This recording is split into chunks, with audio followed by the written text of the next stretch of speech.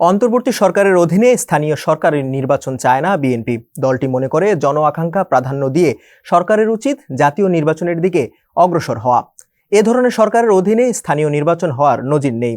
কোনো চাপ নতি স্বীকার না করে এবং কোনো পক্ষের স্বার্থকে প্রাধান্য না দিয়ে সরকারের উচিত এগিয়ে যাওয়া।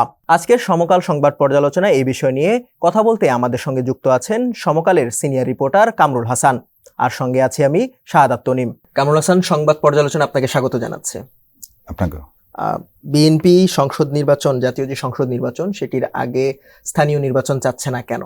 দেখুন, আমরা যদি এই সরকারকে যদি আমরা কেয়ারটেকার সরকার বা একজন অন্তর্বর্তী সরকার বা কেয়ারটেকার সরকার এটা যদি আমরা ধরি, তো কেয়ারটেকার সরকার বা এই অন্তর্বর্তীকালীন সরকার বা জরুরিকালীন যে সরকার যারা আসে তারা বিগত দিনে শুধুমাত্র জাতীয় নির্বাচনকে ফোকাস করছে এবং তারা জাতীয় নির্বাচনের দিকে তারা নির্বাচনের যে যত প্রস্তুতি তারা সেগুলো সম্পন্ন করেছেন।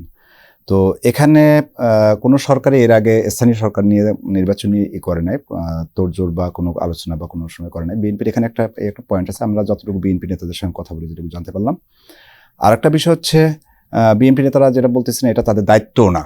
স্থানীয় সরকার তাদের মূল দায়িত্ব হচ্ছে, মূল ফোকাসটা হচ্ছে জাতীয় নির্বাচন, যেখানে বাংলাদেশের মানুষ দীর্ঘ 15 বছর ধরে নির্বাচন মানে ভোট দিতে পারতেছে না বা বিভিন্ন অধিকার থেকে বঞ্চিত। তো এখানে একটা গণতান্ত্রিক সরকার প্রতিষ্ঠিত হলে দেশের অন্যান্য সংকটগুলো কেটে যাবে, এটা হচ্ছে বিএনপির ধারণা বা বিএনপি যেটা মনে করে। আর একটা বিষয় হচ্ছে বিএনপি যেটা মনে করে স্থানীয় সরকার নির্বাচনে সবচেয়ে বেশি হানাহানি সংঘর্ষ এটা বেশি হয়ে থাকে, যেটা এই সরকার অনেকটাই সামাল দিতে পারবে কিনা এটা একটা সন্দিহান আছে বিএনপি নেতারা। আর একটা হচ্ছে দেশের ইকোনমিও এখানে একটা ফ্যাক্টর আছে, যে আপনি এটার পরপর আপনি আবার জাতীয় নির্বাচন যাবেন, ইকোনমিক্যাল যে ক্রাইসিস সব কিছু মিলিয়ে বিএনপি জাতীয় নির্বাচনটাকে প্রায়োরিটি দিতে যাইয়া তারা অন্য কোনো ইস্যুকে সামনে আনতে চাচ্ছে না।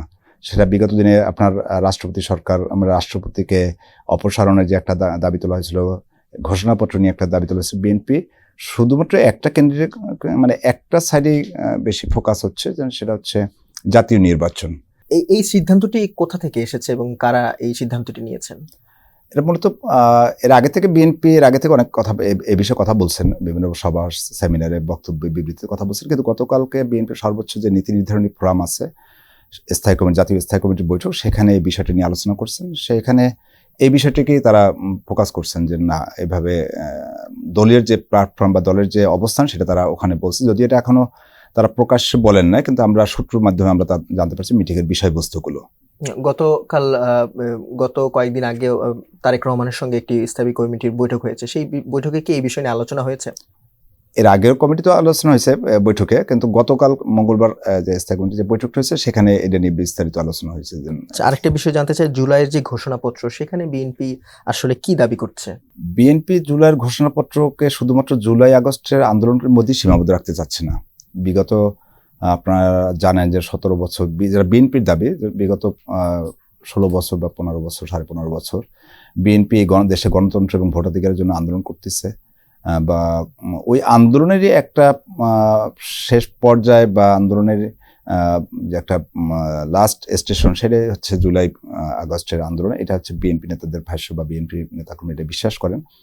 তো বিএনপির যে দাবি যে বিগত যে 15 বছর বা 16 বছর যে তাদের যে আন্দোলন, সেখানে যে তাদের ক্ষয়ক্ষতি, নির্যাতন, মামলা, গুম, খুন, এই টোটাল আন্দোলনটাকে ওই জুলাই আগস্টের আন্দোলনের ঘোষণাপত্রে তারা ইনক্লুড করতে চাচ্ছে। যে আন্দোলনটা শুধুমাত্র 2 মাসের আন্দোলন বা 1 মাসের আন্দোলন না, এই আন্দোলনটা তারা দীর্ঘ 16টা বছর ধরে তারা করতেছে এবং তারা এই নির্যাতনগুলোর শিকার হয়েছে।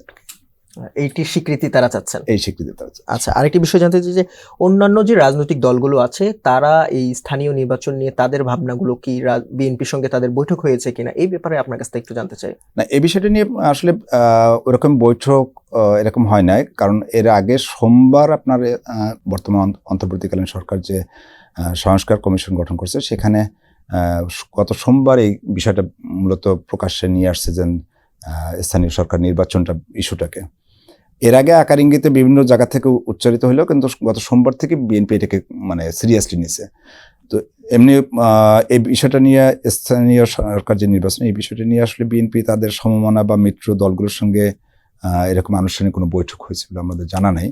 তবে আমরা এতটুকু জানি এই নির্বাচনটা নিয়ে বিএনপির যারা মিত্র আছে, যে দলগুলো আছে 12 দলীয় জোট বা গণতন্ত্র মঞ্চ, তাদের ইন্টারেস্ট আসলে নেই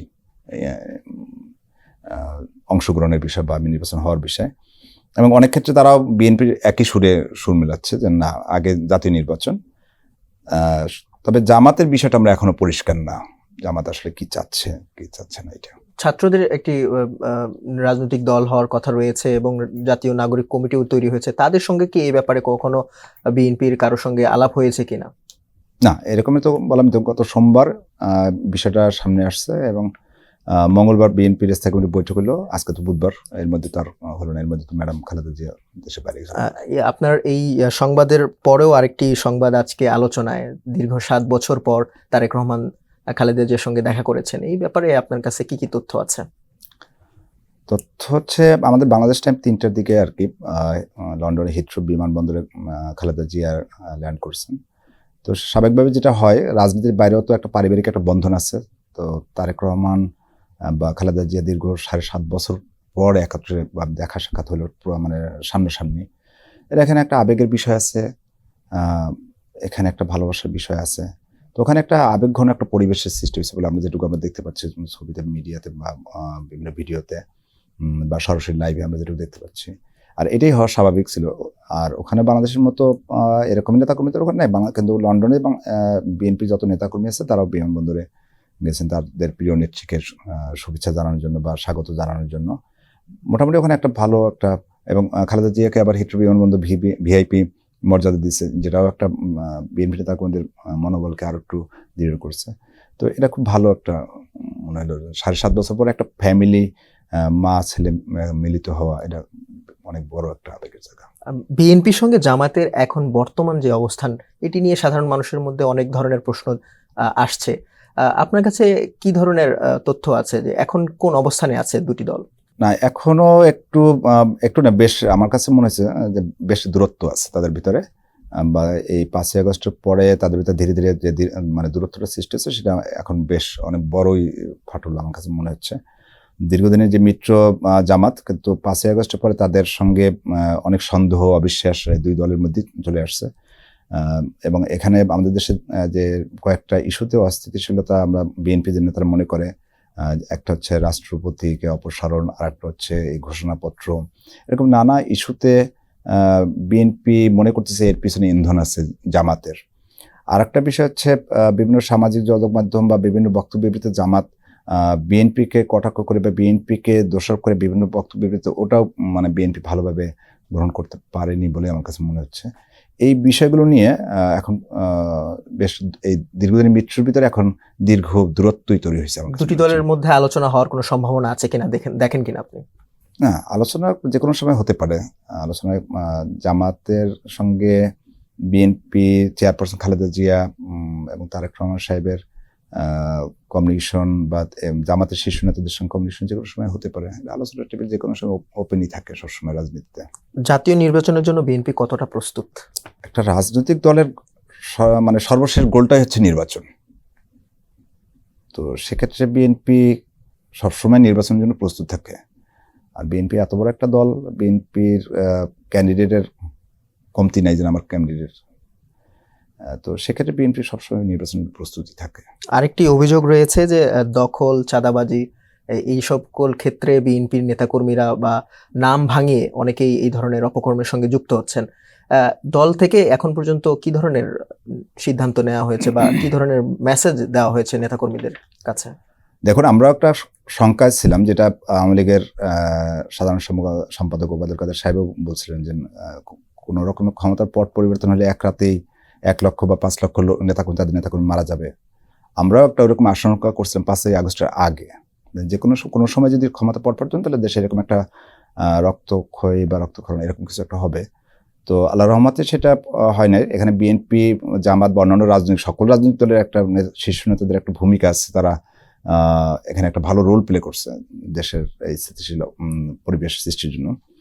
তো বিএনপির ভারপ্রাপ্ত চেয়ারম্যান তারেক রহমান শুরু থেকে এই বিষয়টাকে খুব সিরিয়াসলি নেওয়াতে আমরা মনে করি এইটা অনেকটাই কন্ট্রোলে। হ্যাঁ, কিছু অভিযোগ আমাদের কাছেও আসতেছে এবং মারাত্মক আকারও আসতেছে, তবে এটা মুষ্টিমেয় নেতাকর্মী যারা, এর মধ্যে আবার দেখবেন আপনি বেশিরভাগই এবার সুবিধাভোগীরা, কিন্তু মাঠে যারা ত্যাগী নেতাকর্মী ছিল তাদের ব্যাপারে খুব কম অভিযোগ আমাদের কাছে আসতেছে।